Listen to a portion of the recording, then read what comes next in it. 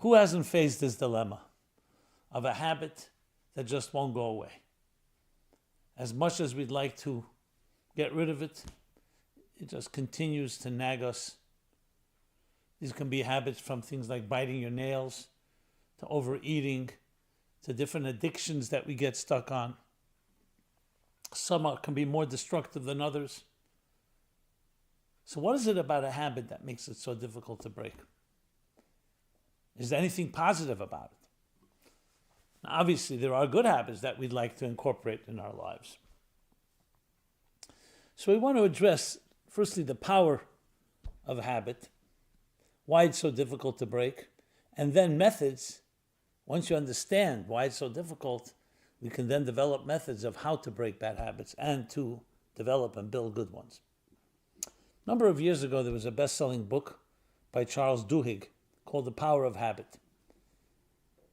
And he posited the argument for why it's so difficult to break a habit, based on a very simple principle called efficiency. Our brains are brilliant, and just like we have today algorithms, or as once called macros, the brain also creates such shortcuts. When it sees that you do something repeatedly, again and again, the brain determines why expend so much energy each time. It just builds in a type of automatic trigger. You wake up in the morning, you wash your face, take a shower, you brush your teeth. It all becomes automatic, to the point sometimes you ask yourself, did I do it? The brain is basically reserving its energy for more strenuous tasks that need more concentration. So in a way, it's like doing shortcuts. And we all have that. As I said, macros, algorithms, programs, that when you press A, automatically it triggers a whole process, a whole assembly line, so to speak. And that is the reason why it's so difficult to break. Because once the brain hardwires in that this is becoming a routine, whether for good or for bad, not so simple to just tell the brain, hey, we want to stop it. It's both simple and quite fascinating. But it tells us a lot about life. The truth is, I'm sure it's not his innovation. The very concept does exist in texts, including biblical texts and mystical texts. The idea of something, once it's repeated many times, becomes, like the expression goes, the way your neurons are fired, that's how they get wired. Now, this can be for the good. A person thinks positively. Positive psychology, positivism, has that element. You think positive, your mind becomes wired that way. But it could also work against us, where negative thinking also becomes part of our wiring. Now, mind you, this is not necessarily nature per se, that you're born with it, but nurture can become nature. As I said, when you do something enough times, it becomes part of your system, part of your wiring, part of your very programming. So it has its great qualities, but also can work against us. And that's why it becomes so difficult, among other factors. Now, why is it important to understand this power, this force? Because then you understand how difficult it is to break. And never underestimate. Many times we think, what's the big thing? I just won't do certain things. I'll refrain. I'll exercise discipline, restraint. But you see how difficult it is to maintain that. Because again, the status quo is much more powerful than we think. Its power lies in the fact that it's not so loud. It's one thing when someone shows you that they're your adversary. And they challenge you. But it's much harder to deal with something that doesn't sound so loud, but it's still built in. It's like it gets frozen in place. And whatever you do, you just can't get rid of it like a bad wart. So understanding the very nature of how it works can help us actually transform and change bad habits. But let's delve a little bit more into the concept of habits. You all know the concept of a comfort zone. You know what comfort zones are? By definition, a comfort zone is a comfortable place to be in. And who wants to get out of your comfort zone? It's disconcerting and disorienting and demoralizing when our comfort zones and our security blankets are stripped from us. Disruption. Disruption is very grating and very difficult for us. We like our routines. We like our predictable situations. Uncertainty is uncertain. Uncertainty, yes, disorients and shakes us up. Certainty, you know what's coming. So on one hand, that sounds like a good thing to have a comfort zone. But show me an area of growth and I'll show you there was no comfort zone there. Wherever there's true growth, there's going to be some form of disruption. Something will shift. That's what defines growth. Because if you have more of the past, then you'll have more of the same. What do they say? Insanity is doing the same thing and expecting different results. If nothing changes, they say in the healing world. A phrase I like to use is, if you think what you thought, and you say what you said, and you do what you did, you know what you're going to have? What you had. It's a mathematical certainty. Because that's the nature of cause and effect, action, reaction, that everything is a continuation of what you put in there. So if you are in a comfortable place and you stay there, you're going to have more of the same. It's the disruptions that shake us up and that, in a way, pull us out, force us out of a certain situation. You're suddenly challenged. A difficulty you didn't expect. Now you have to become innovative, creative, resourceful. You have to find deeper resilience, new solutions. Every invention in history was a result of some form of discomfort, some form of problem. Some battle, some resistance, some challenge. In the words of the Talmud, an olive does not produce oil until you press it. Press it, pressure, deadlines. So the thing we like least is the thing that produces most. And the greater the growth, the greater the disruption that precedes it. Using the words of the mystics of the Kabbalists, Hasidic, in the Hasidic lexicon, dictionary, there's the concept of yesh, ayin, yesh. Yesh is a state of being. Ayin is a void, a vacuum, where that state of being is disrupted to the point where you're like no longer in that place, like something has been dislodged. So there's a certain suspension, you can say, and that leads to a yesh, to a greater state of being. A caterpillar goes into the cocoon, the chrysalis, comes out a butterfly. The birth pains during birth produces the birth of a new child. The egg cracks and a chick appears. A seed deteriorates, rots in the ground, and then sprouts a sapling. Creativity is a child of frustration. You take a piece of gold or other metal or other substance and you melt it down, then you can reshape it into a beautiful ornament. You need to shed one layer of skin to assume another. I think I've given enough examples. Nowhere in life will you find birth or growth without that disruptive state. The point is not the disruption, the point is to move to a new paradigm. And the shift to a new paradigm means you have to some way get out of the previous one. Now let's bring this back to the discussion of habits. Habits is exactly the opposite. Habit is locked in, frozen in, wired in, as we said, hardwired. The breaking of a habit is very much part of an uncomfortable phase as one paradigm moves into another paradigm. As a matter of fact, when we talk about the very birth, the very existence of each one of us, the mystics explain that the soul goes through a very difficult stage before it comes into this world, before birth. The soul doesn't want to enter this world. Who would want to enter a world when you're living in a spiritual oasis? Completely comfortable. No health issues, no financial issues, no corruption, no bullying, no abuse, no hurt, no pain, no loss, no death. And you give a look at this world and you say, a world filled with darkness, with hostility, with duplicity. Yes, we may get used to it, but it's a world filled with challenges. Why would a soul want to leave such a beautiful habitat, a spiritual environment, to come into a difficult place, a battlefield called life? And yet, the soul is ripped away and commanded, you need to come to this world. Because it's in this world that you will achieve true accomplishments. Because in your comfort zone, it may be comfortable for you. You'll be basking in the glow of spiritual energy and true spiritual light. But your real power will never emerge. You need resistance. You need challenge. And that's when you become great.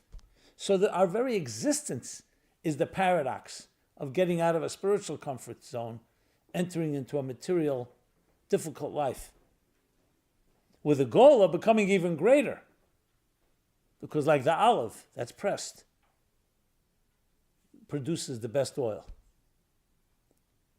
So life is this dance, if you wish, of the two poles, two extremes. On one hand, getting out of a comfort zone, and the other hand, growing in extraordinary ways. So part of the process is to get out of habits. And the interesting thing is not just out of bad habits, but also good habits. If something becomes too habitual, it's too routine, yes, that's a nice thing to have a good habit, but it means you're also not growing. And growth is dependent on pushing yourself and always surpassing yesterday's accomplishments. So the very concept of shift, of change, of paradigm shifts, is the concept of a journey, of movement. And movement, by definition, is going to have that element of breaking away from a previous state into a new state. So a few things that sum up what we've said so far. Number one is, why it's so difficult to break a habit? Because it becomes wired into us for efficiency purposes. Number two, the very essence of life is breaking a habit. It's breaking routines, getting out of your comfort zone. You'll see people who have achieved excellence. It's not just excellence compared to others. They themselves will go beyond their own being. It's a fascinating Talmudic story of Rab Zera, a great sage. And he mastered what was called the Babylonian Talmud, the Babylonian study. There was a Babylonian Talmud and a Jerusalemite Talmud. Two Talmuds, many parallels, but very different. And then the Talmud tells us that he fasted 40 or 100 fasts in order to forget what he had studied in the Babylonian Talmud, so he could be able to learn now a new way of study called the Jerusalem method. So the obvious question is, since when do you have to forget a body of knowledge to acquire new knowledge? Knowledge is accumulative. You want to go further, but you build upon previous knowledge. And the answer is both simple and fascinating. He didn't want to forget the knowledge, the facts, the data, the method. The Babylonian method was a method using argument and counter-argument, questions, probing, challenges. It's a particular method. The Jerusalem method is far more like a straight line, a straight light. Let's get straight to the point. So the methodology is what he wanted to change. Most of us, psychologists say today, by the time you're age 7, age 9, 10, have already developed our way of thinking that we've picked up from our parents, from educators, from society. We're not talking about all the knowledge. Obviously not at 9 or 10 years old, fully knowledgeable and fully mature. But a pattern. You've already developed a certain way of thinking, for good or for bad again. What Rab Zera's achievement was that even at that age, whether he was 40 or whatever, mature age, to go and change his methodology, not to learn new facts, a new school of thought, a new philosophy, a new way of think of new ideology, a methodology different. That's why he needed to fast. He needed to get out of his comfort zone. These are people in pursuit of truth, pursuit of growth, will always want to push themselves further. So the breaking of a habit in that sense is actually part and parcel of what the purpose of existence is. And yet, as I said, it becomes increasingly difficult because it does get wired in. But if you know that that's the purpose, then in a way you can say that's the purpose of life. It's like when a person runs a marathon. Of course it's difficult. And you know up front that it's going to be difficult. And it's painful. But you want to push yourself because you want to surpass, where you want to go beyond what you've achieved yesterday. So it really is about actualizing yourself in the fullest possible way. So now let's talk about, so then what do you do? What do you do to break habits? So the first thing we need to understand is, since that we are become wired this way, it's going to be difficult. But you have to understand there's another part of us that's not wired. And this takes us a little deeper into the human psyche. The way the Hasidic masters and the Kabbalists explain it is that our very being, our very psyche, and the truth is every part of existence has two components to it. They're the structures, they're very defined structures that follow rules consistently. And then there's a part of us that's beyond structure. Maybe a good way to explain it would be with in science. We know that what dominated for many centuries, or for a while, was Newtonian physics. Newtonian physics is very predictable science, predictable meaning that everything is cause and effect. The classic billiard ball effect, which is what? That if you strike a billiard ball at the same angle, with the same pressure, all the factors are the same, and you strike one ball into another, the result will always be the same. If this result is different, it means there was something that was, the action was different. That's why the reaction is different. You throw an object up in the air, same circumstances, it will always fall in the same fashion. But then, in the 20th century, with the discovery of quantum mechanics, suddenly a world was discovered in the microscopic level that was not predictable, was indeterministic, in contrast to Newtonian determinism. State of probability, where you can have a situation where two observers will see a different result. Is light a wave or a particle? The famous Schrodinger's cat's analogy, is the cat alive or dead? And there are theories of exactly how it works, but one thing has been established, that there's a state on the microscopic level, not on the macroscopic, that it's not about a lack of data, that even if you have all the data, there's something indeterministic, something that's not defined by the regular structures. Now, this is counterintuitive and actually irrational in a way. What do you mean? Water is water, fire is fire. What do you mean? How can it be a wave and a particle? And how can it be dependent on the observer? So many theories that try to explain it, but it's been proven time and again. And we don't have a reconciliation why in the macroscopic world it's deterministic, and in the microscopic it's indeterministic. But when you study the mystical side, you understand it very well, because the divine energy has both elements. The essence of divine reality is beyond structure and beyond non-structure. It's not deterministic and it's not non-deterministic. But there are two tracks that emerge. One is a determined, these are the rules, the laws of nature. And then there's a dimension that is not subject to those laws. And both of them exist within us. Laplace was a French philosopher scientist who said at the end of the 19th century, give me all the data in the world and I'll be able to predict what a person will do or whatever the situation is till the end of time. The only reason I can't predict is because we don't have all the data. There was a big uproar in the church. What about free will? But then when quantum mechanics entered the picture, suddenly, one second, there's a whole dimension that's nothing to do with data. Even with all the data in the world, certain things are not predictable. Which tells us that we have within us these two dimensions. So that means you have a part of you that is not driven by habit. There's a part of you that absolutely is. And as I said earlier, the mind is geared that way to be efficient, to create structures like that. And a big part of our life is defined by structure. But you are not limited to that. There's a part of you in your soul that defies and goes beyond structure. That's why you can choose.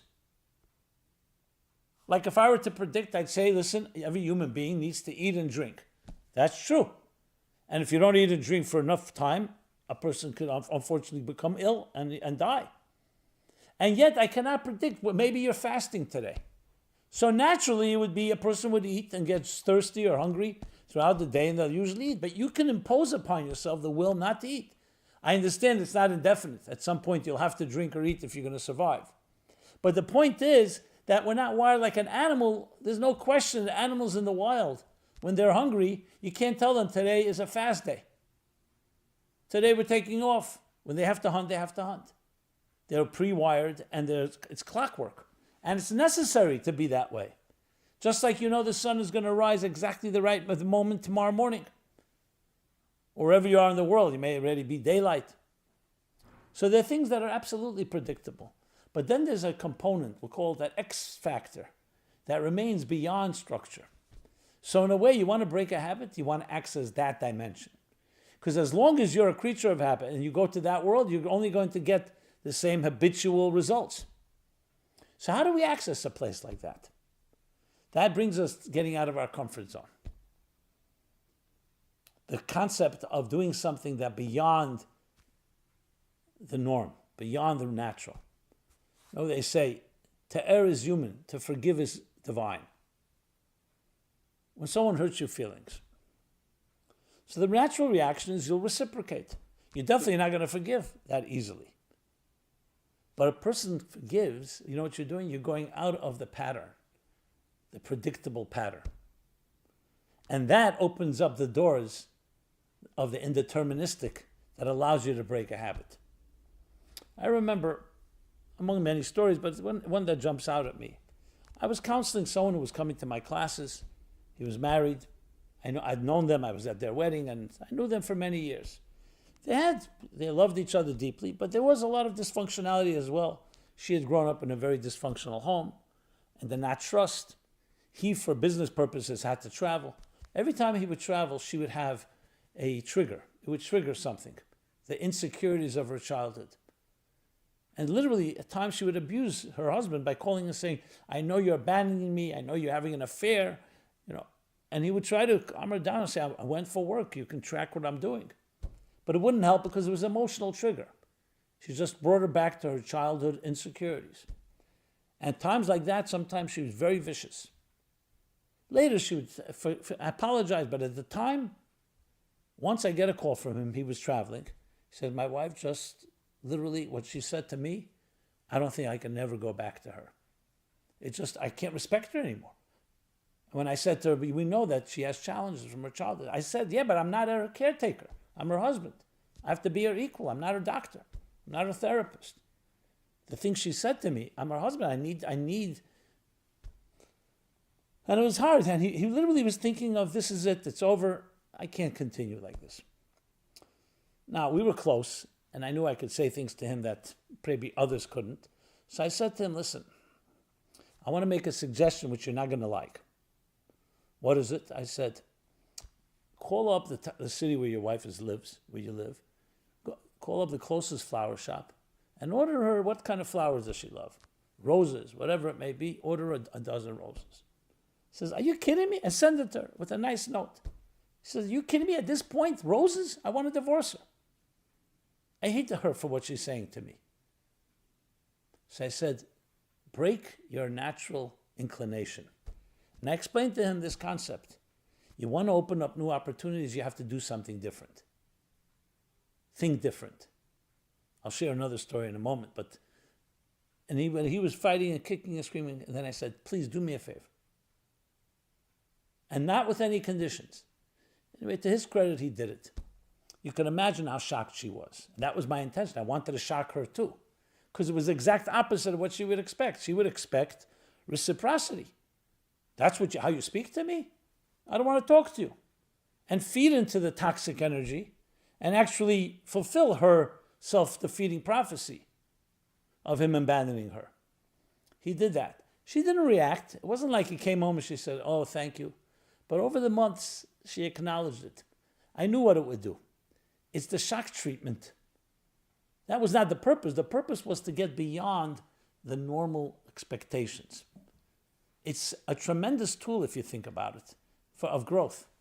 I remember I was once having a conversation with someone close to me. He was having his difficulties. So we took a walk, I remember, on the Upper West Side of Manhattan. Anyway,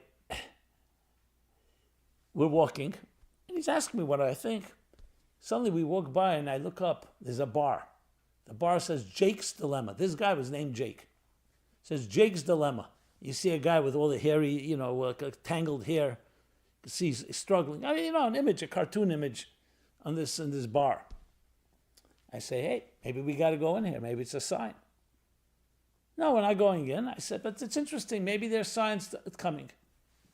Let's keep our eyes open. We walk 2 more blocks. There's a big, big billboard. Painted, one of the painted ads on a wall of a building. A picture of John Lennon. Apple was running an ad called Think Different. Think Different. And I said, maybe that sign is telling us about this sign. You want change, you have to think different, speak different, act different, and then differences happen. It will not happen automatically because you just want it. That's the power of breaking a habit. So if you think of it that way, I'm not saying it's going to be easier necessarily, but when you think of it that your brain has wired that, but now your job is to introduce some new energy. So instead of trying to attack the habit and say, I'm not going to do this, it's going to be very difficult to do that. Introduce something new into your life, some new energy, not even connected to that habit. Because habits breed habits and change breeds change. So when you change something, it's like shaking something up, that shake up will affect the rest of you. Sometimes, when something is stuck, you just try to shake it up. You're trying to loosen it. The same thing here. So start a new habit. You have some bad habits you want to break? Start something new. Every day, as we talk about the spiritual spa, dedicate a few minutes. SPA is an acronym: study, prayer, action, cognitive, emotional, and behavioral conditioning. Every day, start studying something new, a new idea, a new spiritual passage or book. In the world of prayer and emotion and emotional, a song, a new song, a prayer, a meditation. And in the behavioral, start something new. An extra act of kindness, a little extra charity, extra volunteerism, sending out a few more texts that day of sharing a kind or virtuous expression and sentiment to others. These changes in your life create change. Change breeds change.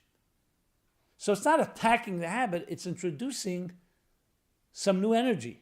It's like bringing fresh air into a toxic room. So it's one thing trying to suck out the toxic air. Another is bring fresh air, and automatically it starts diluting and changing things. A little light dispels darkness. So when you think of it that way, firstly, it's a method of creating change. Secondly, it also addresses the very purpose of our existence, to get out of our comfort zones, to do things that we're not comfortable with, and through that achieving great growth. And sometimes overlooking our natural reaction would be one way. And we say, you know what? I'm not going to react as I was expected. I'm not going to be a creature of habit. I'm going to allow myself to transcend my habit or my natural reaction to that action. These things is what creates magic. Lightning. That's what it does. It brings a whole new perspective.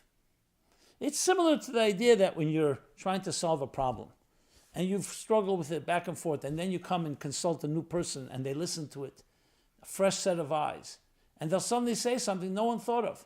They're bringing fresh air. It's like a new perspective that shakes it up. And sometimes that's exactly what you need, because you can get so used to the problem and all the solutions that you come to a point, we've tried everything, but you haven't tried everything. There's always something else that you may need, another set of eyes, another person, another perspective. You need to climb to another level of the mountain, a higher level, and you see broader and wider horizons. And so many other examples that capture this idea. So my friends, to break bad habits and to build good ones requires effort, no question about it.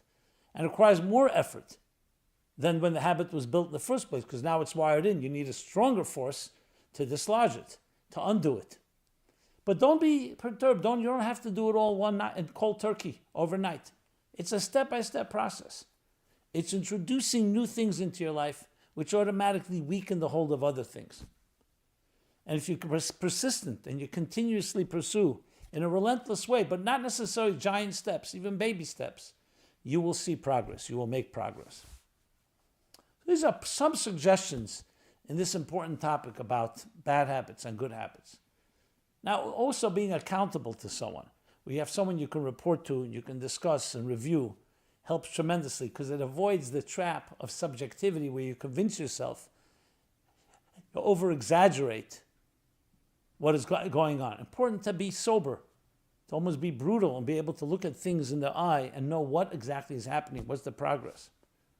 Obviously, someone with compassion, not just to beat yourself up or let someone else beat you up, no, but with a certain firmness and honesty and integrity. And all that adds up to introducing the new paradigms that help us get out of the old paradigm, whether it's a bad habit or a good one for that matter, and discover new dimensions, new horizons to help us spread our wings and become and actualize what we're really capable of becoming. More than just the finite, but in the words of Blake, that when the doors of perception are cleansed, man will see everything as it is, infinite. That infinite potential that lies often trapped like in captivity within the structures of our lives. To release that indeterministic energy that lies trapped in the determinism of our structures. This has been Simon Jacobson. MeaningfulLife.com is our website where you can find this and many, many programs. Please take advantage, check it out. Subscribe to our offerings, including our YouTube channel, and please share. And of course, feedback, thoughts, comments, suggestions. And let us continue this journey of bridging these two worlds of the indeterminate, deterministic, and the deterministic, the extraordinary and the ordinary, beyond structure, within structure, and let structure actually help us transcend structure. Everyone be well and be blessed. Thank you so much. This program is brought to you by the Meaningful Life Center. Please help us continue our programs. Make even a small contribution at meaningfullife.com/donate.